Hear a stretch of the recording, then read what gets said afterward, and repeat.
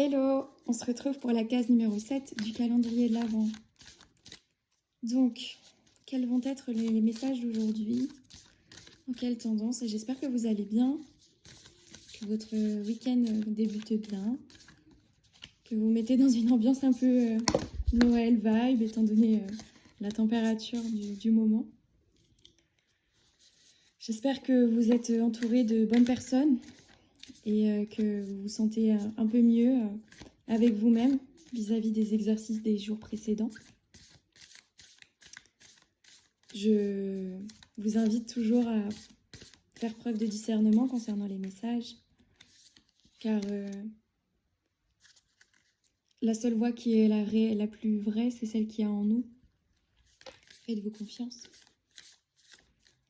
On parle d'énergie d'amour. On envoie des messages d'amour, un sentiment, d'abondance.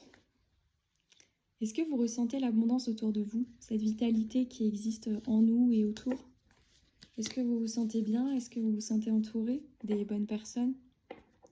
Est-ce que vous faites les exercices qui peuvent vous permettre de vous reconnecter à vous, à vous-même, à votre enfant intérieur, à vous retrouver?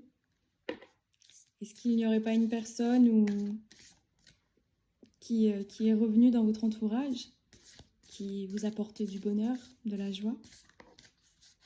Si c'est le cas et que, bien évidemment, il n'y a aucune maltraitance physique ou émotionnelle et que, à l'inverse, cette personne vous apporte réellement du bien-être, du bonheur,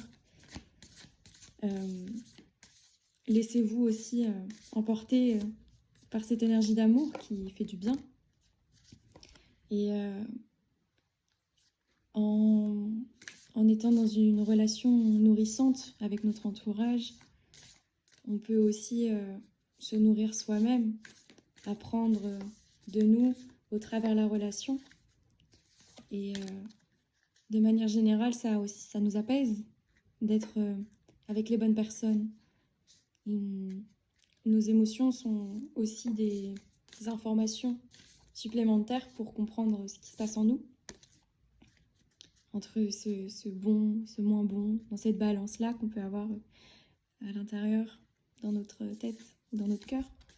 Lesquels côtés est plus impacté quand vous êtes entouré de telle ou telle personne ou dans telle ou telle situation. En tous les cas, la communication avec vous-même et les autres est nécessaire pour discerner le bon du moins bon pour vous-même, pour votre équilibre intérieur. Et plus vous allez discerner les éléments qui sont positifs, plus vous allez pouvoir vous rendre compte du chemin qui est le plus juste pour vous, le plus lumineux. Après, il y aura toujours des difficultés, toujours des moments un peu de down, et ça fait aussi partie de l'évolution, on est en constant mouvement. L'objectif, c'est de trouver un point d'équilibre entre cette dualité qu'on peut ressentir à l'intérieur de nous. Et notre entourage peut aussi nous aider à ça, que ce soit dans le positif ou pas. Certaines personnes vont nous rappeler nos qualités. Et ces relations nourrissantes, il faut les conserver dans notre vie. Tout le monde n'est pas fait pour être là constamment et rester. Parfois, les gens sont de passage. Parfois, on s'accroche à ce qui ne devrait plus être. Ça arrive. Mais c'est que si c'est difficile, c'est parce que ça résonne avec certaines blessures qu'on peut déjà avoir. Tout de même, je pense que vous allez savoir discerner ce qui est bon pour vous et ce qui ne l'est pas. Et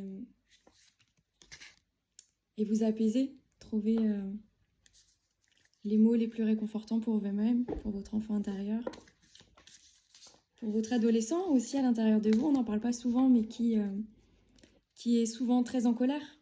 Là où moi je peux percevoir que l'enfant intérieur est parfois triste, blessé, l'ado qu'on a en nous, il est colérique, il a parfois envie de se venger. Alors que l'adulte qui fait ce qu'on est, nous, à l'heure actuelle, avec notre ego et qui a tenté de nous protéger durant ces épreuves, ces moments, il sait faire la part des choses. vous avez la capacité en fait de juger, de jauger ce qui est juste ou pas. En fait, votre prise de décision face à une telle situation, elle ne tient qu'à vous d'aller vers ce qui est le plus juste en fait.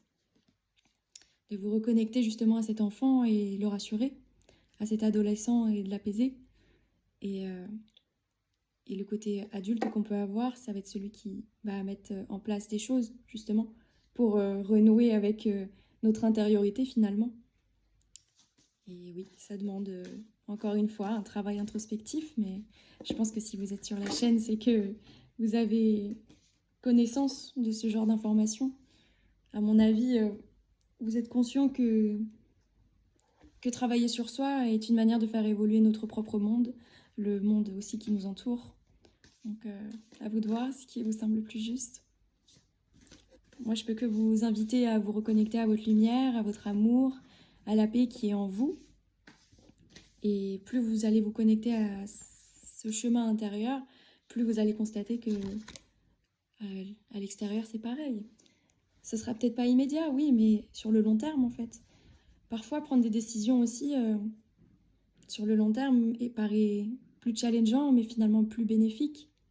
Parce qu'on est dans un monde où on nous invite à aller très vite, à agir du tac au tac, parce que c'est comme ça, on est dans une société de consommation, voire surconsommation.